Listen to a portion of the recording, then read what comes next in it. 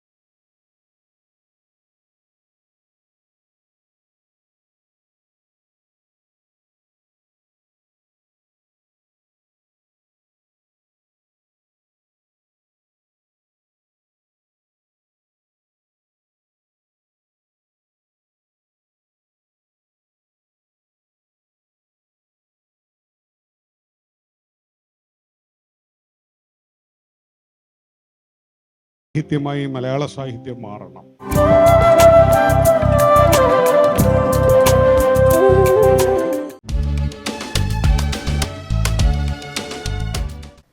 എല്ലാവർക്കും നമസ്കാരം പറഞ്ഞുകൊണ്ട് ആരംഭിക്കാം. എനിക്കിവിടെ സംസാരിക്കാനുള്ള വിഷയം പഠനം, ജീവിതം, സർഗാത്മകതയുടെ പാഠങ്ങൾ എന്നുള്ളതാണ്. സാധാരണഗതിയിൽ സർഗാത്മകതയെക്കുറിച്ച് നിങ്ങൾ കേൾക്കുന്ന കാര്യങ്ങളിൽ നിന്ന് ഒരുപക്ഷെ കുറച്ചൊക്കെ വ്യത്യസ്തമായിരിക്കും എൻ്റെ ഈ സംസാരം എന്നാണ് ഞാൻ പ്രതീക്ഷിക്കുന്നത്. പഠനത്തിലും ജീവിതത്തിലും നമുക്ക് എങ്ങനെ സർഗാത്മകത കൊണ്ടുവരാം, അതാണ് പ്രധാന വിഷയം. ജീവിതത്തിൽ എല്ലായിടത്തും ആവശ്യമുള്ള എന്നാണ് സർഗാത്മകത എന്നുള്ളതാണ് പ്രധാനപ്പെട്ട ഒരു കാര്യം. നമ്മള് ഇതര ജീവികളിൽ നിന്ന് മനുഷ്യനെ വേർതിരിക്കുന്ന മുഖ്യമായ ഒരു ഘടകം മനുഷ്യന്റെ സർഗാത്മകതയാണ്.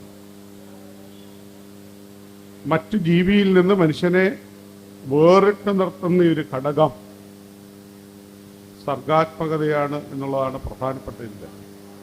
സർഗാത്മകതയില്ലാത്ത ജീവിതം പെട്ടെന്ന് നമ്മളെ മടിപ്പിച്ചു കളയും. ഞാൻ വളരെ പെട്ടെന്ന് ഞാൻ കാര്യങ്ങൾ പറഞ്ഞങ്ങ് പോകാം. എല്ലാ മനുഷ്യനും സർഗാത്മകതയ്ക്ക് ആവശ്യമുള്ള, സർഗാത്മകമായി ജീവിക്കാൻ ആവശ്യമുള്ള സവിശേഷ സിദ്ധികളുമായിട്ടാണ് ജനിക്കുന്നത് തന്നെ. പക്ഷേ ജീവിതത്തിൻ്റെ വ്യത്യസ്ത സാഹചര്യങ്ങളാൽ പലപ്പോഴും ഈ സർഗാത്മകത എല്ലാവർക്കും പുറത്തെടുക്കാനും അത് പ്രയോഗിക്കാനും കഴിയുന്നില്ല എന്നുള്ളതാണ് വസ്തുത. എന്താണ് സർഗാത്മകത? ഇപ്പം കുട്ടികളുണ്ടായിരുന്നെങ്കിൽ അവരോട്, സാധാരണ ഞാൻ ക്ലാസ്സിലൊക്കെ കുട്ടികളോട് ചോദിക്കുന്ന ചോദ്യമാണ് എന്താണ് സർഗാത്മകത എന്ന് ചോദിക്കുമ്പോൾ പലതരം ഉത്തരങ്ങളാണ് പറയാറുള്ളത്. സർഗാത്മകതയ്ക്ക് ഏറ്റവും ലളിതമായ നിർവചനം ഇത്രയേ ഉള്ളൂ: പുതുതായി അതുപോലെ തന്നെ ഉപകാരപ്രദമായി എന്തെങ്കിലും ചെയ്യുക. ഇതാണ് സർഗാത്മകതയുടെ ഏറ്റവും ലളിതമായ ലക്ഷണം. പുതിയതായിരിക്കുക, അതേസമയം തന്നെ ഉപകാരപ്രദമായിരിക്കുക. നിങ്ങൾക്ക് സർഗാത്മകമായി ജീവിക്കാൻ നിങ്ങൾ തീരുമാനിച്ചാൽ നിങ്ങൾ പുതിയത് പറയേണ്ടി വരും, പുതിയത് ചെയ്യേണ്ടി വരും. നിങ്ങൾ ചെയ്യുന്ന പുതിയ കാര്യങ്ങൾ മറ്റുള്ളവർക്ക് പ്രയോജനപ്പെടുന്നതായിരിക്കണം, ഉപകാരപ്പെടുന്നതായിരിക്കണം. ഇത്രയുള്ള സർഗാത്മക ജീവിതത്തിൻ്റെ ചുരുക്കം. അതിന് നമുക്ക് എന്തൊക്കെ ആവശ്യമുണ്ട്? അതിൽ പ്രധാനപ്പെട്ട ഒന്നാണ് അറിവ്. അറിയുക എന്നുള്ളത് പ്രധാനമാണ്. ഇന്നലെ അറിഞ്ഞതിനേക്കാൾ ഒരു പടി കൂടി ഇന്ന് അറിയുമ്പോൾ നമ്മൾ സർഗാത്മകമായി ജീവിക്കുന്നു എന്നർത്ഥം. ഒരു വിദ്യാർത്ഥിയെ സംബന്ധിച്ചിടത്തോളം ഇന്നലെ അറിഞ്ഞതിനേക്കാൾ പുതിയ ഒരറിവ് കൂടി നേടുമ്പോൾ വിദ്യാർത്ഥി ജീവിതം സർഗാത്മകമാകും. അതാണ് എൻ്റെ അടിസ്ഥാന കാര്യം. പലപ്പോഴും ഈ അറിയാനുള്ള ശ്രമം നടത്തുന്നില്ല എന്നുള്ളതാണ് നമ്മുടെ പരിമിതി. ഈ പരിമിതി വരുമ്പോഴാണ് നമ്മൾ സർഗാത്മകതയിൽ നിന്ന് അകലുന്നത്. K.A. ജയശീലൻ എന്ന് പറഞ്ഞൊരു കവിയുണ്ട്, നിങ്ങൾ കേട്ടിട്ടുണ്ടോ എന്ന് എനിക്ക് അറിഞ്ഞുകൂടാ. അദ്ദേഹം അത്ര പോപ്പുലർ കവിയല്ല. കവി എന്ന് പറയുമ്പോൾ നമ്മുടെ മനസ്സിലേക്ക് പെട്ടെന്ന് വരുന്ന ചില കവികളുണ്ട്. ജയശീലൻ്റെ ഒരു കവിതയിൽ വിളക്ക് വെളിച്ചത്തിന് എന്നൊരു കവിതയുണ്ട്. ആ കവിതയിൽ പറയുന്നത് വിളക്ക് അറിയുന്നില്ല വെളിച്ചത്തിനെ, വിളക്ക് വെളിച്ചത്തെ അറിയുന്നില്ല. അതുപോലെ മുറിവിനെ സുഖപ്പെടുത്തുവാനുള്ള അറിവ് മുറിവിൽ തന്നെയുണ്ട്. മുറിവിനെ ഭേദപ്പെടുത്താനുള്ള അറിവ് മുറിവിൽ തന്നെയുണ്ട്. പക്ഷെ മുറിവിനറിഞ്ഞുകൂടാ ആ അറിവ് എന്താണെന്ന്. കുറച്ച് സങ്കീർണം ഞാൻ പറഞ്ഞ കാര്യം. വയറിന് വിശക്കുന്നു, എനിക്കല്ല വിശക്കുന്നത്, വയറിനാണ് വിശക്കുന്നത്. പക്ഷേ എന്തിനാണ് വിശക്കുന്നതെന്ന് വയറിനറിഞ്ഞുകൂടാ. ഇങ്ങനെ എന്തിനാണ് എന്താണ് എന്നറിയാതെ ജീവിച്ചാൽ അങ്ങനെ ജീവിക്കുന്ന ഒരു ജീവിതത്തെയാണ് നമ്മൾ അറിവില്ലാത്ത ജീവിതം, പുതുതായി അറിയാൻ ശ്രമിക്കാത്ത ജീവിതം എന്ന് പറയുന്നത്. അവിടെ സർഗാത്മകതയില്ല. ഒരു തരം അജ്ഞത. ഈ അജ്ഞതയ്ക്ക് പലപ്പോഴും ഇരുട്ട് എന്നൊക്കെ ആളുകൾ പറയാൻ, ഇരുട്ടിൽ നിന്ന് വെളിച്ചത്തിലേക്ക്. പക്ഷേ ഇരുട്ടില്ലെങ്കിൽ വെളിച്ചമില്ല എന്നുള്ളതാണ് വസ്തുത. നിങ്ങളെ ഞാനിപ്പോൾ കാണുന്നത് ഇരുട്ട് എന്ന യാഥാർത്ഥ്യം നിലനിൽക്കുന്നത് കൊണ്ടാണ്. ഇരുട്ടുള്ളപ്പോഴാണ് നമ്മുടെ മുഖത്തെ പ്രൊജക്റ്റ് ചെയ്ത് കാണിക്കാൻ പറ്റുന്നത്. സൂര്യൻ്റെ പ്രകാശം ഭൂമിയിൽ വീഴുമ്പോൾ ആ ഇരുട്ട് അകലുന്നത് കൊണ്ടാണ് ഈ മരങ്ങളും ഈ കെട്ടിടങ്ങളുമൊക്കെ വേറിട്ട് നമുക്ക് കാണാൻ പറ്റുന്നത്. അപ്പോൾ ഇരുട്ട് അതിൻ്റെ ഒരു ഭാഗമാണ്, വെളിച്ചത്തിൻ്റെ ഭാഗമാണ്. അജ്ഞത എന്ന അർത്ഥത്തിൽ നമ്മൾ ഇരുട്ടിനെ കാണേണ്ടതില്ല. ഞാൻ ആ സർഗാത്മകതയിലേക്ക് തന്നെ തിരിച്ചു വരാം. സർഗാത്മകതയ്ക്ക് അറിവ് വേണം എന്ന് ഞാൻ പറഞ്ഞു, ഒന്നാമത്തെ കാര്യം. അപ്പോൾ വിദ്യാർത്ഥി ജീവിതത്തിലായാലും ജീവിതത്തിൻ്റെ ഏത് സന്ദർഭത്തിലായാലും പുതിയ പുതിയ കാര്യങ്ങൾ നമ്മൾ അറിയണം. മറ്റൊരു പ്രത്യേകത നമ്മൾ ശ്രദ്ധിച്ചാൽ അറിയാം, ലോകത്തെ എല്ലാ ജീവികളിൽ നിന്നും വ്യത്യസ്തമായി മനുഷ്യനുള്ള സവിശേഷത, ഓരോ മനുഷ്യനും വ്യത്യസ്തമായ ഒരു നിർമ്മിതിയാണ് എന്ന് പറയാം. കാരണം ഓരോ മനുഷ്യൻ്റെയും ചിന്തയും ഭാവനയും ഇഷ്ടവും വ്യത്യാസപ്പെടാനുള്ള ഒരു സവിശേഷതയുമായിട്ടാണ് മനുഷ്യൻ ജനിക്കുന്നത്. അപ്പോൾ നമ്മൾ ആ വ്യത്യാസത്തിന് വേണ്ടി ശ്രമിക്കാതിരുന്നാൽ നമ്മൾ സർഗാത്മകതയിൽ നിന്ന് അകന്നു പോകും എന്നർത്ഥം. കൽപ്പറ്റ നാരായണൻ്റെ പ്രസിദ്ധമായൊരു കവിതയുണ്ട്, ഉടനീളം എന്ന കവിത. ഇവിടെ ഇരിക്കുന്ന പലരും വായിച്ചിട്ടുണ്ടാവും. സതീഷ് കിടാരക്കുഴിയൊക്കെ ഇവിടെ ഇരിപ്പുണ്ട്, വായിക്കാതിരിക്കാൻ യാതൊരു കാരണമല്ല. ഉടനീളം മനുഷ്യനെ കുറിച്ചാണ്. ഒരാളും ഉടനീളം അയാളല്ല, ഒരാളും ഉടനീളം അയാളല്ല. സൂത്രം പിടിക്കുമ്പോൾ ഒറ്റക്കണ്ണൻ വികലാംഗനല്ല. സൂത്രം പിടിക്കുക എന്ന് പറഞ്ഞാൽ അമ്പ് ചെയ്യാൻ വേണ്ടി വില്ലിൽ അമ്പ് തൊടുത്തിട്ട് പിടിക്കുമ്പോൾ, അല്ലെങ്കിൽ നമ്മൾ വെടിവെക്കാൻ വേണ്ടി തോക്കിൽ ഉന്നൻ പിടിക്കുമ്പോൾ, സൂത്രം പിടിക്കുമ്പോൾ ഒറ്റക്കണ്ണൻ വികലാംഗനല്ല. ഉറങ്ങുമ്പോഴും ഓർക്കുമ്പോഴും അന്ധൻ അന്ധനല്ല. ഉറങ്ങുമ്പോഴും ഓർക്കുമ്പോഴും നമുക്ക് കണ്ണ് ആവശ്യമില്ല, ഓർത്ത് നിൽക്കുമ്പോൾ കണ്ണിൻ്റെ ആവശ്യമില്ല. കള്ളൻ സ്വന്തം വീട്ടിൽ കള്ളനല്ല, അതാണ് പ്രത്യേകത. കള്ളൻ സ്വന്തം വീട്ടിൽ കള്ളനല്ല. എന്നിട്ട് കവി ചോദിക്കുന്നുണ്ടോ, ആർക്കറിയാം യഥാർത്ഥത്തിൽ ഉള്ളതിനേക്കാൾ വലിയ ലോകത്താവാം നമ്മൾ. ആർക്കറിയാം യഥാർത്ഥത്തിൽ ഉള്ളതിനേക്കാൾ ചെറിയ ലോകത്താവാം നമ്മൾ. ഇതറിയണമെങ്കിൽ തന്നെ അറിയാൻ ശ്രമിക്കണം എന്നുള്ളതാണ് പ്രധാനം. സർഗാത്മകതയുടെ അടുത്ത ഒരാശയമാണ് ഞാൻ പറഞ്ഞത്. തന്നെ അറിയുക. അറിയുക എന്ന് ഞാൻ പറഞ്ഞു, തന്നെ അറിയാൻ ശ്രമിക്കണം. താൻ എന്താണ്, എവിടെ നിൽക്കുന്നു, തൻ്റെ പ്രത്യേകത എന്താണ്, തൻ്റെ സവിശേഷത എന്താണ്, ഇങ്ങനെ തിരിച്ചറിയുമ്പോഴാണ് വിദ്യാർത്ഥി ജീവിത കാലഘട്ടത്തിൽ വിദ്യാർത്ഥി ഞാൻ എന്തായി തീരുന്നു, ഞാൻ എന്തായി തീരണം എന്ന് അയാൾക്ക് മനസ്സിലാകുന്നത്. അവിടെയാണ് പഠനം സർഗാത്മകമാകുന്നത്. തന്നെ അറിയാൻ ശ്രമിക്കണം.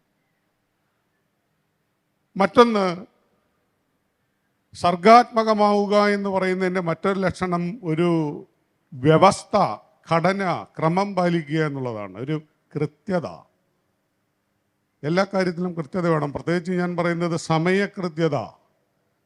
നമ്മുടെ ഈ പരിപാടി തന്നെ തുടങ്ങാൻ ഇച്ചിരി താമസിച്ചു. ഞാനത് ഇപ്പോൾ പറയുന്നൊരു പോയിൻ്റല്ല, കൃത്യത വളരെ പ്രധാനമാണ്. ചില ആളുകളെ നമ്മൾ പ്രസംഗത്തിന് വിളിച്ചാൽ അവർ വൈകിയേ വരൂ. വൈകി ഓടുന്ന വണ്ടി പോലെയാണ്. അരമണിക്കൂർ എന്തായാലും വൈകും. ഈ വൈകൽ വലിയ അപകടമാണ്. ഞാൻ ജി ശങ്കരപിള്ളയുടെ ജീവചരിത്രം എഴുതിയിട്ടുണ്ട്. അദ്ദേഹത്തിൻ്റെ ജീവചരിത്രം എഴുതിയപ്പോൾ ഞാൻ മനസ്സിലാക്കിയ ഒരു കാര്യം, എവിടെ പ്രസംഗിക്കാൻ പോകണമെങ്കിലും അരമണിക്കൂർ മുമ്പ് അവിടെ വന്ന് അദ്ദേഹം ഇരിക്കും. റെയിൽവേ സ്റ്റേഷനിൽ വണ്ടി 8 മണിക്കാണ് വരുന്നതെങ്കിൽ 7:30 അവിടെ എത്തും. അവിടെ ഇരുന്ന് വിശ്രമിച്ചു, വണ്ടി പുസ്തകമൊക്കെ വായിച്ചിട്ട് വണ്ടി വരുമ്പോൾ കയറിപ്പോവും. ഈ കൃത്യത സർഗാത്മകതയുടെ ഭാഗമാണ്. ഞാൻ പറഞ്ഞ മനുഷ്യൻ്റെ ഗുണങ്ങളും ദോഷങ്ങളും പാക്കേജായിട്ട് വരും. സർഗാത്മകതയ്ക്ക് ഒരു സവിശേഷ പാക്കേജ് ഉണ്ട്. അതിനകത്താണ് ഈ കൃത്യത എന്ന് പറയുന്നത്. ഇംഗ്ലീഷിൽ താമസിക്കുക എന്നുള്ളതിന് ലേറ്റ് എന്നൊരു വാക്കുണ്ട്, അല്ലേ? ലേറ്റായി എന്ന് പറയും. മരിച്ചു പോകുന്നതിന് ഇതേ അർത്ഥമുണ്ട്. ചില ആളുകൾ നമ്മൾ കളിയാക്കി പറയും, എല്ലാ പരിപാടിക്കും ലേറ്റായി വരുന്ന ആളുകൾ നമ്മൾ കളിയാക്കി പറയും, നിങ്ങൾ മരിച്ചു കഴിഞ്ഞാൽ നമ്മൾ ലേറ്റ് സോ ആൻഡ് സോ എന്ന് എഴുതണം. അതിനുവേണ്ടി നമ്മൾ കാർഡടിച്ച് നാട്ടുകാർക്ക് കൊടുക്കുമ്പോൾ നാട്ടുകാർ പറയും, നിങ്ങൾ ഇതിൽ പോലും ലേറ്റായിരുന്നു ഈ മനുഷ്യൻ എന്ന് ചോദിക്കും എന്ന് നമ്മൾ കളിയാക്കും. ഞാൻ തമാശയായിട്ട് പറഞ്ഞതല്ല. നമ്മൾ കൃത്യത പാലിക്കുന്നില്ലെങ്കിൽ അതിൻ്റെ അർത്ഥം, നമ്മൾ ലേറ്റാണ് എന്ന് പറഞ്ഞാൽ അതിൻ്റെ അർത്ഥം നമുക്ക് സർഗാത്മകത കുറയുന്നു എന്നാണ് അർത്ഥം. നമ്മുടെ ശരീരത്തിൽ രക്തചംക്രമണം നടക്കുന്നുണ്ടാവും, ശ്വസന പ്രക്രിയ നടക്കുന്നുണ്ടാവും. ഇതിൻ്റെ താളം തെറ്റിയാൽ, അതിനൊരു താളമുണ്ട്. ആ താളം തെറ്റിയാൽ നമ്മൾ രോഗിയാവും, ചിലപ്പോൾ മരണപ്പെടും. ജീവിതത്തിനും ഇങ്ങനെ ഒരു താളമുണ്ട്. ആ താളത്തെ ക്രമപ്പെടുത്തൽ വളരെ പ്രധാനമാണ്.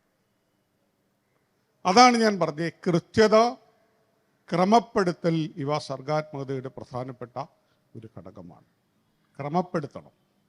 അവിടെയാണ് വിദ്യാഭ്യാസത്തിൽ എങ്ങനെയാണ് ക്രമപ്പെടുത്തൽ, നമുക്ക് എങ്ങനെയാണ് വിദ്യാഭ്യാസത്തെ നമ്മളെ സർഗാത്മകമാക്കുക എന്ന് പറഞ്ഞാൽ, നമ്മൾ രാവിലെ യൂണിഫോം ഇട്ട് സ്കൂളിൽ ബസ് വരുമ്പോൾ കയറിപ്പോകുന്നു, അവിടുത്തെ ചടങ്ങുകളിലെല്ലാം പങ്കെടുത്ത് തിരിച്ചു വരുന്നത് യഥാർത്ഥത്തിൽ വിദ്യാഭ്യാസത്തിൻ്റെ മിമിക്രിയാണ്. നിങ്ങൾ ഫാൻസി ഡ്രസ്സ് കളിക്കുകയല്ലല്ലോ. ഫാൻസി ഡ്രസ്സ് ആണെങ്കിൽ നമുക്ക് ഈ യൂണിഫോമൊക്കെ ഇട്ട് കാണുന്നവർക്കെല്ലാം തോന്നും ആ സ്കൂളിൽ പോകുന്നു, പഠിക്കുന്നു, ക്ലാസ്സിലിരിക്കുന്നു, തിരിച്ചു വരുന്നു.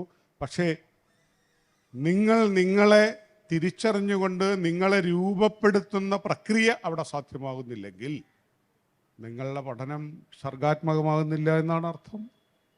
അവിടെ പഠനം സർഗാത്മകമാകില്ല.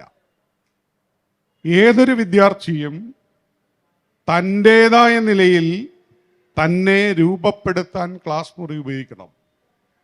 അവിടെ നിങ്ങൾ ശ്രദ്ധിച്ചാൽ അറിയാം, നമ്മൾ ജീവിതത്തിൽ ചിലപ്പോൾ ചിലരെയൊക്കെ മാതൃകയാക്കേണ്ടി വരും. മാതൃകയാക്കൽ എന്ന് പറയുന്നത് താൽക്കാലികമായ ഒരു ആവശ്യത്തിന് വേണ്ടി മാത്രമാണ്. മാതൃകകൾ താൽക്കാലികം മാത്രമാണ്. അത് എന്നേക്കും നമുക്ക് സ്വീകരിക്കാൻ പറ്റുന്നതല്ല. അനുകരണം എന്നേക്കും നമുക്ക് സ്വീകരിക്കാൻ പറ്റുന്നതല്ല. അതുകൊണ്ടാണ് അക്കിത്തം പറഞ്ഞ, ഇല്ല അനുകർത്താവിനില്ല തൻ ജീവിത വല്ലരിയിൽ പൂവണിഞ്ഞു കാണാൻ വിധി. നമുക്കായി മാത്രം ഒന്നും സൃഷ്ടിക്കാൻ കഴിയില്ല. നമ്മൾ കുറച്ച് കാര്യങ്ങൾ മനസ്സിലാക്കുകയും വിദ്യാഭ്യാസത്തിൽ കുറച്ച് കാര്യങ്ങൾ മനസ്സിലാക്കുകയും അതുപയോഗിച്ച് ചില ടെസ്റ്റുകളൊക്കെ പാസ്സാക്കി നമുക്കൊരു ജോലിയൊക്കെ കിട്ടിയെന്ന് വിചാരിക്കാം. പക്ഷേ അതുകൊണ്ട് നിങ്ങളുടെ വിദ്യാഭ്യാസം സർഗാത്മകമാകില്ല. സർഗാത്മകമായി വിദ്യാഭ്യാസം ചെയ്തവരാണ് ലോകത്തെ മാറ്റിയവർ. ഈ ലോകം നമ്മൾ ഇന്ന് കാണുന്ന അവസ്ഥയിൽ മാറ്റിയതാരാ? ഓരോ കാലത്തും നമുക്ക് മുമ്പ് ജീവിച്ചിരുന്ന മനുഷ്യരാണ്. ഇന്ന് ഈ കാണുന്ന ഈ വേദിക്ക് ഇത്രയും ഒരു സൗന്ദര്യം, ഈ ഒരു സ്പേസ്, ഈ സംഘാടനം, ഇതൊക്കെ രൂപപ്പെടുത്തിയത് ലോകം ഉണ്ടായ കാലം മുതലുണ്ടോ? ഇല്ലല്ലോ. എനിക്ക് ഈ തരുന്ന ഈ കാർഡ് തന്നെ വന്നിട്ട് എത്ര കാലമായിട്ടുണ്ടാവും? ഗസ്റ്റിനുള്ള ഈ കാർഡ്. ഞാൻ പറഞ്ഞ ഓരോ നിമിഷവും നമ്മൾ സർഗാത്മകതയിൽ ഇടപെടുകയാണ്. ഓരോ നിമിഷവും നമ്മൾ ജീവിതത്തെ പുതുക്കുകയാണ്. വിദ്യാർത്ഥിയും ആ നിലയിൽ ജീവിതത്തെ പുതുക്കണം, അയാളുടെ പഠനത്തെ പുതുക്കണം. അങ്ങനെ പുതുക്കുമ്പോഴാണ് പുതിയ ചിന്തകളും പുതിയ പദ്ധതികളും രൂപപ്പെടുന്നത്. ലോകത്തെ അങ്ങനെ സർഗാത്മകതയുള്ളവർ മാറ്റിയത് കൊണ്ടാണ് ലോകത്തെ ഈ റോഡുകൾ നന്നായത്, പാലങ്ങൾ നന്നായത്, റെയിൽവേയും ഫ്ലൈറ്റ് പോലെയുള്ള സംവിധാനം, എല്ലാ വികസനങ്ങളുടെയും പിന്നിൽ സർഗാത്മകതയുണ്ട്. പലരും വിചാരിക്കുന്ന സർഗാത്മകത എന്ന് പറയുമ്പോൾ പാട്ട് പാടുക, കവിത എഴുതുക, കഥ എഴുതുക, ഇതൊക്കെയാണ് സർഗാത്മക. സിനിമയിൽ അഭിനയിക്കുക, അത് മാത്രമല്ല. നിങ്ങൾ പുതുതായി എന്തെങ്കിലും നിർമ്മിച്ചാൽ, ഒരു സ്റ്റാർട്ടപ്പ് തുടങ്ങി നിങ്ങൾ പുതിയൊരു യന്ത്രം കണ്ടുപിടിച്ചാൽ സർഗാത്മകമാണ്. ഞാൻ പലപ്പോഴും ആലോചിച്ചിട്ടുണ്ട്, നമുക്കങ്ങനെ എന്തെല്ലാം പുതിയ പുതിയ നിർമ്മാണത്തിന് ഇനി അവസരം കിടക്കുന്നു. നമ്മുടെ സിറ്റിയിലെ ഏറ്റവും വലിയ പ്രശ്നമാണ് ഈ വണ്ടി മുട്ടി പോവുക. വണ്ടി ഓടിക്കുന്നവർക്കറിയാം, നമ്മുടെ വണ്ടിയുടെ പുറകിലൊക്കെ പെട്ടെന്ന് അപ്രതീക്ഷിതമായി കൊണ്ട് ഇടിക്കുക ആള്. നമുക്കൊരു വലിയ പ്രശ്നം എന്ന് പറഞ്ഞാൽ അത് ഉടനെ നമ്മൾ നിർത്തി റോഡ് മുഴുവൻ ബ്ലോക്ക് ചെയ്തിട്ട് പെയിൻ്റ് ഒരഞ്ഞോ എന്നൊക്കെ നോക്കി അവിടെ മൊത്തം ട്രാഫിക് ബ്ലോക്ക് ആക്കുമല്ലോ. ഒരു എൻജിനീയർക്ക്, നല്ലൊരു അന്വേഷകന്, നല്ലൊരു ഗവേഷകന് ഈ ഇടിക്കും തോറും തിളക്കം കൂടുന്ന ഒരു ലോഹം കണ്ടുപിടിച്ച പ്രശ്നം തീർന്നു. അപ്പം പറയും, ആരെങ്കിലുമൊക്കെ നമ്മുടെ വണ്ടിയെ കൊണ്ട് ഇടിക്കണേന്ന് വിചാരിക്കും. ലോകത്തെ പുതുക്കാൻ അങ്ങനെ നമ്മൾ ശ്രമിക്കണം. അപ്പോൾ അനുകരണത്തിൽ നിന്ന് പുറത്തു വന്ന് നമ്മുടേതായ നിലയിൽ സൃഷ്ടിക്കാൻ ശ്രമിക്കുമ്പോഴാണ് നമ്മൾ സർഗാത്മകമാകുന്നത്. അവിടെ നിങ്ങൾ ശ്രദ്ധിക്കേണ്ട ഒരു കാര്യമുണ്ട്. ഈ സർഗാത്മകതയ്ക്ക് പല ലെവലുമുണ്ട്. നമ്മളിപ്പോൾ മാർക്കറ്റിൽ കിട്ടുന്ന വിവിധ തരത്തിലുള്ള മുത്തുകൾ, വർണ്ണത്തിലുള്ള മുത്തുകൾ വാങ്ങി ഒരു മാല കോർത്ത് ഇടുമ്പോൾ അതിനൊരു ഭംഗിയുണ്ട്. അത് സർഗാത്മകതയുടെ ഒരു വശമാണ്. പക്ഷേ പലതരം ആഭരണങ്ങളായിരിക്കുന്ന സ്വർണത്തെ ഉരുക്കി ഒരു സ്വർണ്ണപ്പണിക്കാരൻ അതിനെ പുതിയ ഒരു ഉരുപ്പടിയാക്കി മാറ്റുന്നു. അതിനകത്ത് സർഗാത്മകതയുടെ അംശം കൂടുതലാണ്. ഞാൻ ആദ്യം പറഞ്ഞതിനകത്ത് ക്രാഫ്റ്റാണ് കൂടുതൽ. അത് നമ്മളൊന്ന് അസോസിയേറ്റ് ചെയ്യുന്നതേ ഉള്ളൂ. എല്ലാം ഒന്ന് ഒന്നിപ്പിക്കുകയാണ്. ഏറ്റവും ആകർഷകമായി ഒന്നിപ്പിക്കലാണ് നമ്മൾ നടത്തിയത്. അതിനകത്ത് നമ്മുടെ വലിയ നിർമ്മാണം ഉണ്ട് എന്ന് പറയാൻ കഴിയില്ല. ചെറിയൊരു ഭാവന ഉപയോഗിച്ച് നമ്മളതിനെ അടുക്കി ഒരു രൂപത്തിലാക്കുന്നു എന്നുള്ളതാണ് അതിൻ്റെ പ്രത്യേകത. പകരം ഈ ലോഹത്തെ മൊത്തത്തിൽ ഉരുക്കുകയും എന്നിട്ടതിനെ പുതിയൊരു ഉൽപ്പന്നമാക്കി മാറ്റുകയും ചെയ്യുക എന്നുള്ളത് സർഗാത്മകതയുടെ ഏറ്റവും ഉയർന്ന രൂപമാണ്. നമുക്ക് ലഭിക്കുന്ന ആശയങ്ങളെ നമ്മൾ അങ്ങനെ രൂപപ്പെടുത്താൻ കഴിയണം. പല സ്ഥലത്ത് കിടക്കുന്ന, പല ഖണ്ഡങ്ങളിലായി കിടക്കുന്ന ആശയങ്ങളെ ഒന്നിപ്പിച്ചിട്ടാണ് വിദ്യാഭ്യാസത്തിൽ പുതിയ ആശയങ്ങൾ രൂപപ്പെടുത്തുന്നത്. പരസ്പര വിരുദ്ധമായതിനെയും ഒന്നിപ്പിച്ച് നമുക്ക് പുതിയ ആശയങ്ങൾ രൂപപ്പെടുത്താൻ കഴിയും. അവിടൊക്കെ നമുക്ക് ആവശ്യമുള്ള ഒരു കാര്യം സൂക്ഷ്മമായ അന്വേഷണം, സൂക്ഷ്മത വേണം. നമ്മൾ നോക്കുന്നതിലേക്ക് ഒരു പുതുമ കാണാൻ നമുക്ക് കഴിയണം. അതിന് സൂക്ഷ്മത വേണം. ഞാൻ നേരത്തെ പറഞ്ഞ ജയശീലൻ എന്ന കവിയുടെ തന്നെ ആപ്പിൾ കാണൽ എന്നൊരു കവിതയുണ്ട്. നിങ്ങൾ വായിച്ചിട്ടുണ്ടാവാൻ സാധ്യത കുറവ്. ആപ്പിൾ കാണൽ എന്ന കവിത. അദ്ദേഹം പറയുന്ന ഒരു ആപ്പിൾ എടുത്ത് കൈവച്ചിട്ട് അതിനെ കാണാൻ ശ്രമിക്കുന്നു. അങ്ങനെ കാണാൻ ശ്രമിക്കുമ്പോൾ ആപ്പിളിൻ്റെ ഒരു വശം മാത്രം കാണും. കവി പറയുന്നു, ഇത് കയ്യിൽ വെച്ച് ഈ ആപ്പിൾ ഇങ്ങനെ തിരിച്ച് അപ്പുറം കാണുന്നു. അപ്പുറം കാണുന്ന സമയത്ത് ഓർമ്മ കൊണ്ട് നേരത്തെ കണ്ട ഭാഗം കൂടി ആലോചിച്ചെടുത്ത് ആപ്പിളിനെ മൊത്തത്തിൽ ഒന്ന് കാണാൻ ശ്രമിക്കുന്നു. അപ്പോൾ തോന്നുന്നു ആ കാഴ്ച പൂർണ്ണമല്ല. ആപ്പിളിൻ്റെ പുറം മാത്രമല്ലേ കണ്ടുള്ളൂ. അപ്പോൾ ആപ്പിളിൻ്റെ അകം കാണണം. അകം കാണാൻ വേണ്ടി ആപ്പിൾ മുറിക്കുമ്പോൾ ആപ്പിളിൻ്റെ അകത്ത മാംസം കാണുന്നു, ആപ്പിളിനകത്തുള്ള വിത്തുകൾ കാണുന്നു. അപ്പോൾ വീണ്ടും അതിനുള്ളുണ്ട് എന്ന് മനസ്സിലാക്കുന്നു. അപ്പോൾ വീണ്ടും ആപ്പിളിനെ മുറിക്കുന്നു. അങ്ങനെ മുറിച്ച് ചെറിയ കഷ്ണങ്ങളാക്കുന്നു. ചെറിയ കഷ്ണങ്ങളാക്കി കഴിയുമ്പോൾ ഉള്ള പ്രശ്നം ആപ്പിളിൻ്റെ പുറം കാണാൻ കഴിയുന്നില്ല എന്നുള്ളതാണ് പ്രശ്നം. അകം മുഴുവൻ കണ്ടു കഴിഞ്ഞപ്പോൾ പുറം കാണാൻ കഴിയുന്നില്ല. ഇതൊരു വിഷനാണ്. ഇങ്ങനെ സൂക്ഷ്മമായി നോക്കാൻ കഴിയുക എന്നുള്ളത് സർഗാത്മകതയുടെ ഒരു പ്രധാന തലമാണ്.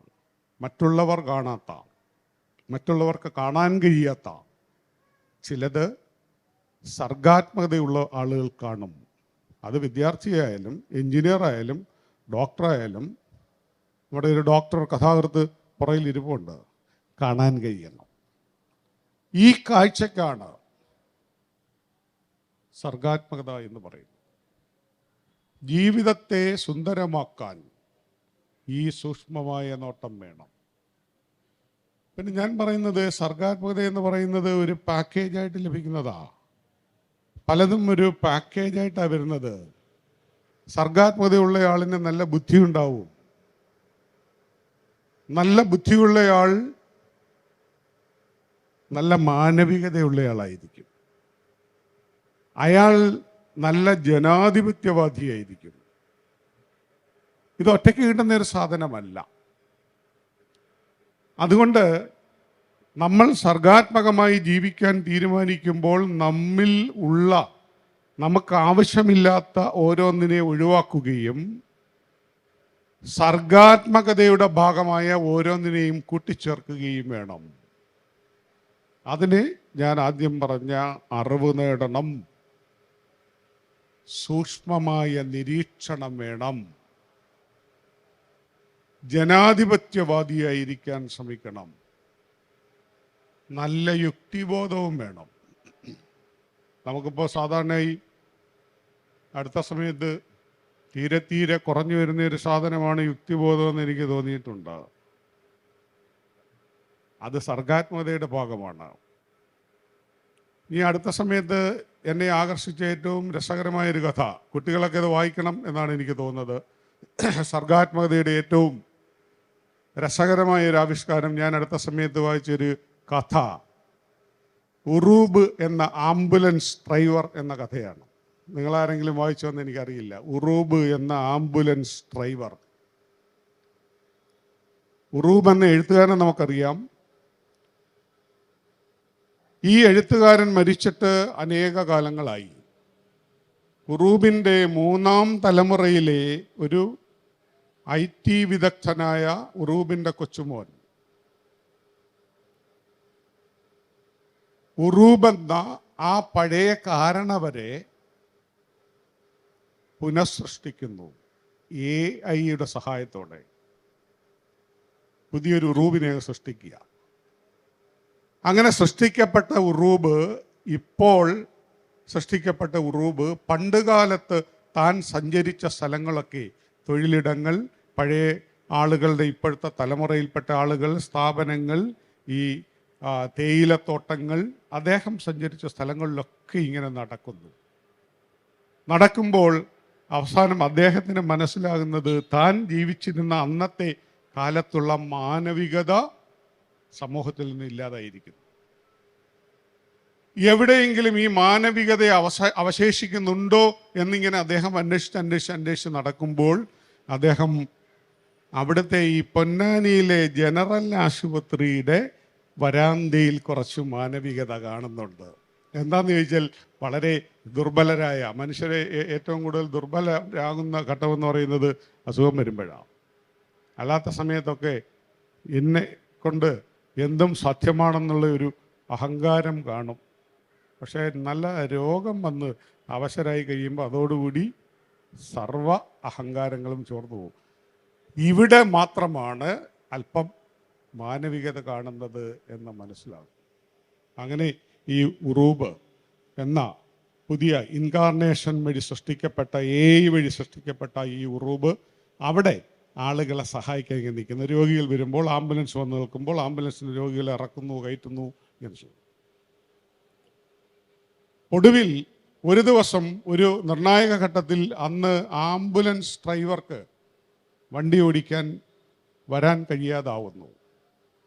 ഒരു കുട്ടിയുടെ ഹൃദയം കൊണ്ട് എറണാകുളത്തുള്ള പ്രസിദ്ധമായ ഒരു ഹോസ്പിറ്റലിലേക്ക് വരണം. ആംബുലൻസ് ഡ്രൈവറല്ല, സമയം കുറവാണ്. അങ്ങനെ മലയാളത്തിലെ പ്രമുഖനായ പ്രിയപ്പെട്ട ആ എഴുത്തുകാരൻ്റെ പുതിയ AI സൃഷ്ടിയായ ഉറൂബ് ആംബുലൻസിൻ്റെ ഡ്രൈവറാകുന്നതാണ് ആ കഥ. അതാണ് ഉറൂബ് എന്ന ആംബുലൻസ് ഡ്രൈവർ എന്ന കഥ. ആ കഥ എഴുതിയത് KP രാമനുണ്ണിയാണ്. പിന്നെ മാതൃഭൂമി വീക്കിലിയിലാണ് ആ കഥ അച്ചടിച്ചു വന്നത്. നിങ്ങളത് വായിക്കണം. നമ്മൾ ഈ സർഗാത്മകത എത്രയും പുതിയതായിരിക്കാൻ, ഇന്നിപ്പോൾ നമ്മൾ എഴുതുന്ന കഥകൾ, ഇന്നിപ്പോൾ നമ്മുടെ കാലത്തിന് ആവശ്യമുള്ള സർഗാത്മകതയാണ് വേണ്ടത്. നമ്മളിപ്പോഴും മുമ്പ് പഠിച്ച അല്ലെങ്കിൽ മുമ്പ് നമ്മളെ ആകർഷിച്ച കഥയെഴുത്തിൻ്റെ രീതിയിലേക്ക് അല്ലെങ്കിൽ ആ വായനയിലേക്കല്ല പോകേണ്ടത്. അന്ന് ജീവിതത്തിൻ്റെ ചില സന്തോഷകരമായ മുഹൂർത്തത്തെ അവതരിപ്പിക്കുന്ന കഥകളൊക്കെ വായിച്ചിരുന്നു നമ്മൾ. അവിടെ മനുഷ്യബന്ധങ്ങളും അതിനകത്തുള്ള ദൗർബല്യങ്ങളൊക്കെ വായിച്ചിരുന്നു. ഇന്ന് നമുക്കത്തരം സാഹിത്യരചനകളല്ല ആവശ്യം. അവിടെ ഇന്നൊരു പക്ഷേ അത്തരം പഴയ തകഴിയുടെയൊക്കെ കൃതി അവതരിപ്പിച്ച രാഷ്ട്രീയത്തിന് അന്നും പ്രസക്തിയുണ്ട്, അതിന്നും ഉണ്ടെങ്കിലും അതല്ലാതെ അതിൻ്റെ അപ്പുറത്ത് മനുഷ്യബന്ധങ്ങളെ മാത്രം കാണുന്ന, അന്നത്തെ ജീവിത സാഹചര്യങ്ങളെ മാത്രം കണ്ട സാഹിത്യ സൃഷ്ടിയിൽ നിന്ന് മാറിയിട്ട് പുതിയ കാലത്ത് എന്ത് സാഹിത്യമാണ് നമുക്ക് ആവശ്യമുള്ളത്? സാഹിത്യ സൃഷ്ടിയിലേക്ക് വരുമ്പോൾ, സർഗാത്മകതയുടെ ആ തലത്തിലേക്ക് വരുമ്പോൾ അതാണ് നമ്മളെ ആകർഷിക്കുന്ന പ്രധാനപ്പെട്ട ഒരു ഘടകം. അതാണ് വേണ്ടത് എന്നാണ് എനിക്ക് തോന്നുന്നത്. പുതിയ കഥാകൃത്തുക്കളും കവികളും പലരും ഈ വേദിയിലുണ്ട്. എൻ്റെ വ്യക്തിപരമായ നിലപാടതാണ്. ഞാൻ പല സ്ഥലങ്ങളിലും പറയുന്ന ഒരു ആശയം ഞാൻ ഇവിടെയും ആവർത്തിക്കുകയാണ്. ഇന്നത്തെ സർഗാത്മക സൃഷ്ടി ശ്രദ്ധിക്കേണ്ട പ്രധാന ഒരു കാര്യം, മലയാളത്തെ നമ്മളൊരു വിജ്ഞാന ഭാഷയായി വളർത്തുന്ന ഘട്ടമാണ്. ഏത് വിജ്ഞാനത്തെയും സ്വീകരിക്കാൻ കഴിയുന്ന ഭാഷയായി മലയാളം വളരണമെങ്കിൽ ഏത് പ്രമേയവും സ്വീകരിക്കാൻ കഴിയുന്ന, ഏത് പ്രമേയവും അവതരിപ്പിക്കാൻ കഴിയുന്ന സാഹിത്യമായി മലയാള സാഹിത്യം മാറണം. അത് മാറണമെങ്കിൽ നമ്മൾ പൈങ്കിളി സാഹിത്യമൊന്നും ഞാൻ പറയുന്നില്ല, വളരെ ജനപ്രിയമായ സാഹിത്യത്തിൽ അവതരിപ്പിച്ച പ്രണയകഥകളും പ്രണയഭംഗങ്ങളും ഇച്ഛാഭംഗങ്ങളും മാത്രം പോരാ. അതിന് പ്രസക്തിയില്ല എന്ന് ചോദിച്ചാൽ വേണമെങ്കിൽ ഒരാൾക്ക് തർക്കിക്കാം. പക്ഷേ ഓരോ കാലത്തെയും സർഗാത്മകതയ്ക്ക് അതിൻ്റേതായ ഒരു തലമുണ്ട്. ആ തലത്തിലേക്ക് വളരാൻ കഴിയണം എന്നുള്ളതാണ് പ്രധാനപ്പെട്ട കാര്യം. പഠനത്തെയും ജീവിതത്തെയും ഇങ്ങനെ സർഗാത്മകമാക്കാൻ കഴിയണം എന്നുള്ളതാണ്. ഞാൻ ചില ആശയങ്ങളാണ് മുന്നോട്ട് വെച്ചത്. ഞാൻ എൻ്റെ ഒരു ചെറിയ കവിത കൂടെ വായിച്ചിട്ട് ഞാനങ്ങ് നിർത്താം. എന്നിട്ട് എന്തെങ്കിലും പറയാനുണ്ടെങ്കിൽ നമുക്ക് സംസാരിക്കാം. ചോദ്യങ്ങൾ അതായിരിക്കും നല്ലത്. ചോദിക്കാൻ സമയമുണ്ടെങ്കിൽ നിൻ്റെ സംഘാടകർ പറയണം. ഒരു ചർച്ച വരുന്നത് നല്ലതാണ്. എനിക്ക് തോന്നുന്നു സംവാദാത്മകമായ ചില കാര്യങ്ങൾ ഞാൻ പറഞ്ഞിട്ടുണ്ടാവാം എന്നാണ് എനിക്ക് തോന്നുന്നത്. അങ്ങനെ എന്നെ ക്വസ്റ്റ്യൻ ചെയ്യുന്നത് എനിക്ക് വലിയ സന്തോഷമായിരിക്കും. എനിക്ക് കുറച്ചുകൂടെ ഷാർപ്പായിട്ട് ഉത്തരം പറയാൻ കഴിയും. ആ കവിത ഞാൻ വായിച്ച് നിർത്താം. കവിത ഇതാണ്. ചിലരും കേട്ടിട്ടുണ്ടാവും, എങ്കിലും ക്ഷമിക്കണം കേട്ടിട്ടുള്ളവർ. അല്ലാത്തത് ഇല്ലാത്തത് എന്നാണ് കവിതയുടെ പേര്. അല്ലാത്തത് ഇല്ലാത്തത്. അല്ലാത്തവയാണ് ചിലത് ഇല്ലാത്തവയും. അല്ലാത്തവയാണ് ചിലത് ഇല്ലാത്തവയും.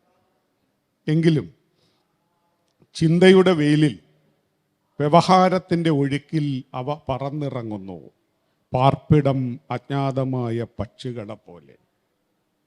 ഇല്ലാത്തതിൻ്റെ ഭാരം പേറി അല്ലാത്തതിൻ്റെ മാനം നേടി.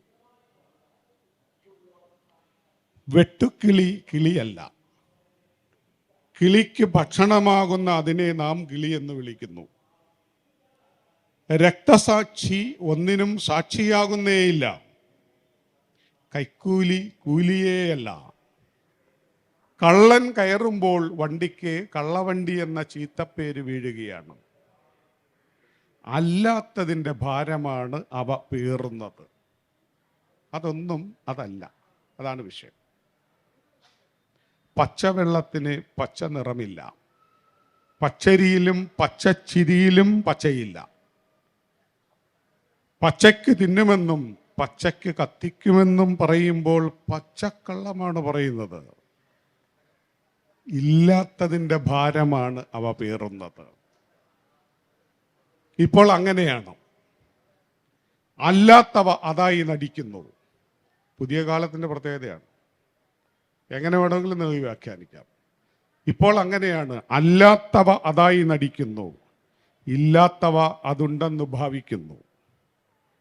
ഇല്ലാത്തതിൻ്റെ കനം ബഹുമാനിക്കപ്പെടുന്നു, അല്ലാത്തതിൻ്റെ അഭിമാനം പരസ്യപ്പെടുന്നു. അല്ലാത്തവയാണ്, ഒരുപക്ഷെ ഇല്ലാത്തവയാണ് പലതും. എന്നെ ഇത്രയും നേരം കേട്ടിരുന്നവർക്ക് എൻ്റെ സന്തോഷം അറിയിക്കുന്നു. ചോദ്യങ്ങൾ എന്തെങ്കിലും ചോദിക്കാനുണ്ടെങ്കിൽ കൊച്ചുമക്കളൊക്കെ ഇരിപ്പുണ്ട്, യൂണിവേഴ്സിറ്റി തലത്തിൽ പഠിക്കുന്ന കുട്ടികളുണ്ട്, PhD ഗവേഷകരുണ്ട്. ഞാൻ ആദ്യം പേടിച്ചത് നമസ്കാരം, എൻ്റെ പേര് ജയ്പാൽ എന്നാണ്. സാറിൻ്റെ അഭിപ്രായത്തിൽ പൂർണ്ണമായിട്ടും ഞാൻ യോജിക്കുന്നുണ്ട്. പഠനം സർഗാത്മകമായിരിക്കണം. ഈ സർഗാത്മക ആംഗലേയ ഭാഷയിൽ പറയാൻ കൺസ്ട്രക്റ്റീവ്, ക്രിയേറ്റീവ് ആൻഡ് കോൺട്രിബ്യൂട്ടീവ് ഇത്രയായിരിക്കണം. പക്ഷേ ഇന്നത്തെ വിദ്യാഭ്യാസ മേഖലയിൽ ഇതൊന്നുമില്ല. ആ വീക്ഷണത്തിൽ നമ്മൾ നോക്കുകയാണെങ്കിൽ കേരളത്തിലോ ഇന്ത്യയിലെയോ പഠന മേഖല 0 മാർക്ക് കൊടുക്കാനേ പറ്റൂ. കാരണം ഒരു ഉദാഹരണം പറയാം. ഒരു സ്കൂളിൽ നിന്ന് വരുന്നവർ പാതയിൽ നടക്കുമ്പോൾ അവിടെ ഒരു വികലാംഗനെ കണ്ടെങ്കിൽ അവനെ ഒന്ന് സഹായിക്കാനോ, അല്ലെങ്കിൽ അവിടെ എന്തെങ്കിലും ഒരു തടസ്സം, ഒരു പാറയോ ഒരു കുഴിയോ ഉണ്ടെങ്കിൽ അതിനെ ഒന്ന് നോക്കി മറ്റുള്ളവർ വീഴാതിരിക്കാനോ ഉള്ള ഇത്, അല്ലെങ്കിൽ എന്തെങ്കിലും ഒരു ശുശ്രൂഷയോ മറ്റോ കൊടുക്കാനുള്ള ഒരു ഇതില്ല. അത് മാത്രമല്ല, തൻ്റെ കോൺട്രിബ്യൂഷൻ, സംഭാവന ഈ സമൂഹത്ത് എന്തായിരിക്കണം എന്ന് ഒരറിവുമില്ല. പ്രത്യേകിച്ച് ഇപ്പം നമ്മൾ വീട്ടിൽ നിന്ന് ഒരു കുട്ടിയെ അയക്കുകയാണെങ്കിൽ ബസ്സിൽ കയറ്റി അയക്കും. ശാരീരികമായിട്ട് ഒരു പ്രവർത്തനവും ഇല്ല. കുറേ കഴിയുമ്പോഴത്തേക്ക് അതിൻ്റെ ശാരീരിക ശേഷി കുറയുന്നു. ഇത് സമൂഹത്തെ ബാധിക്കുകയും ചെയ്യും. നാളെ ഒരു പട്ടാളക്കാരനായിട്ടോ അല്ലെങ്കിൽ വേറെ ആരെങ്കിലും ആകുമ്പോഴത്തേക്ക് അസുഖങ്ങളുള്ള ആളായിരിക്കും. അത് മാത്രമല്ല, നല്ല ഭക്ഷണം കഴിക്കാനുള്ള ഇതും എല്ലാം മറ്റേ പുറത്തുനിന്ന് വന്നുള്ള KFC പോലുള്ള ആഹാരമാണ് കഴിക്കുന്നത്. അതൊരു വലിയ ഇതായിട്ടാണ് നോക്കുന്നത്. ഈ പറഞ്ഞതിൽ സാറിൻ്റെ അഭിപ്രായം പറഞ്ഞാൽ കൊള്ളാം. ഈ പറഞ്ഞതിൽ കുറച്ച് വാസ്തവമുണ്ട്, നമ്മൾ ഇല്ലെന്ന് പറഞ്ഞുകൂടാ. പക്ഷേ എന്താണെന്ന് വെച്ചാൽ മാറുന്നുണ്ട്. ഞാൻ പുതിയ തലമുറയിലെ കുട്ടികൾ പലരുമായിട്ടും ഇടപഴകുമ്പോൾ, പ്രത്യേകിച്ച് നമ്മളുടെ കേരളത്തിലെ പൊതുവിദ്യാഭ്യാസം, അതിൻ്റെ പാഠപുസ്തകങ്ങൾ ഉൾപ്പെടെ പരിശോധിച്ചാൽ നമുക്കറിയാം, സമൂഹത്തിലെ മാനവികതയ്ക്ക് വലിയ പ്രാധാന്യം കൊടുക്കുന്ന നിലയിലാണ് സിലബസും അത്തരം കാര്യങ്ങളും. അവിടെ ഇൻക്ലൂസീവായിരിക്കുക എന്നുള്ളത് പാഠപുസ്തക രചനയുടെ സന്ദർഭത്തിൽ ഞങ്ങൾ പ്രധാനമായും മുന്നോട്ട് വെച്ച ഒരാശയമായിരുന്നു. ഞാൻ പാഠപുസ്തക നിർമ്മാണവുമായിട്ട് ബന്ധപ്പെട്ട് നിൽക്കുന്ന ഒരാളായതുകൊണ്ടാണ്. കുട്ടികളിൽ വലിയ തോതിൽ ഈ ആശയങ്ങൾ വരുന്നുണ്ട്. കാരണം ലോകം കുറച്ചുകൂടെ വിസ്തൃതമായി, പണ്ടത്തെ അവസ്ഥയിൽ നിന്ന് കുറച്ചുകൂടെ മാറി.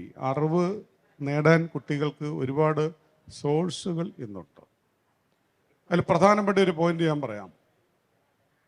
ഞാനൊരിക്കൽ ടെലിവിഷനിലൊരു ചർച്ച കണ്ടുകൊണ്ടിരിക്കുമ്പോൾ പ്രധാന ചർച്ച ജാതിയായിരുന്നു. ജാതിയെ സംബന്ധിച്ചൊരു ചർച്ചയാണ്. ഈ ചർച്ച എങ്ങനെ കൊടുമ്പിരി കൊണ്ടുവരുമ്പം ഞങ്ങൾ ഭക്ഷണവും കഴിച്ചുകൊണ്ടിരിക്കുന്നു, ചർച്ചയും കേൾക്കുകയും ചെയ്തു.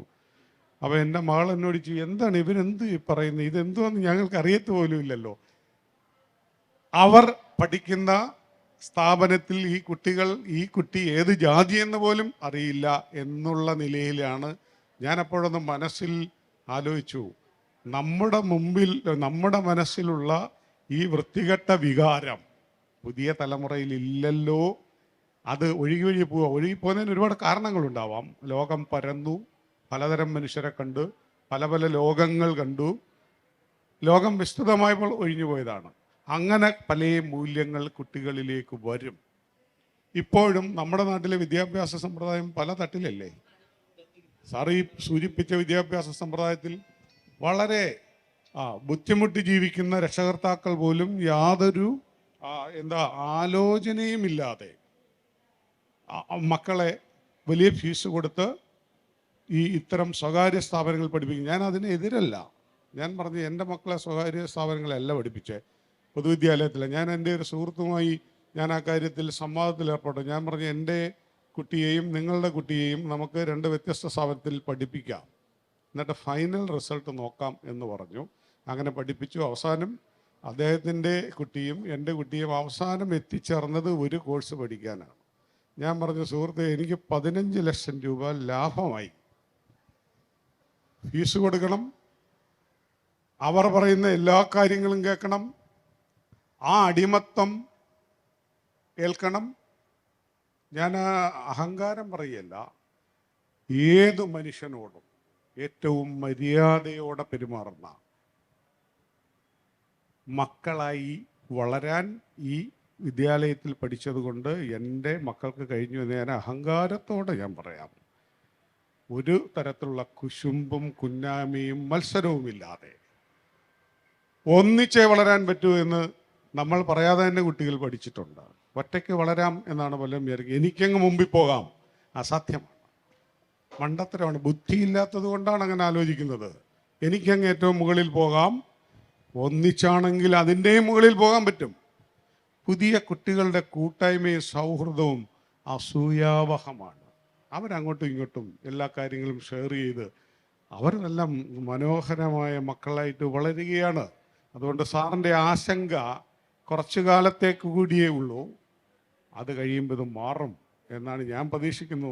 ഇല്ലെന്നല്ല, വളരെ വേദനയോടു കൂടിയാണ് സാർ അത് പറഞ്ഞതെന്നും എനിക്കറിയാം, ഉള്ളിൽ തട്ടി. അതാ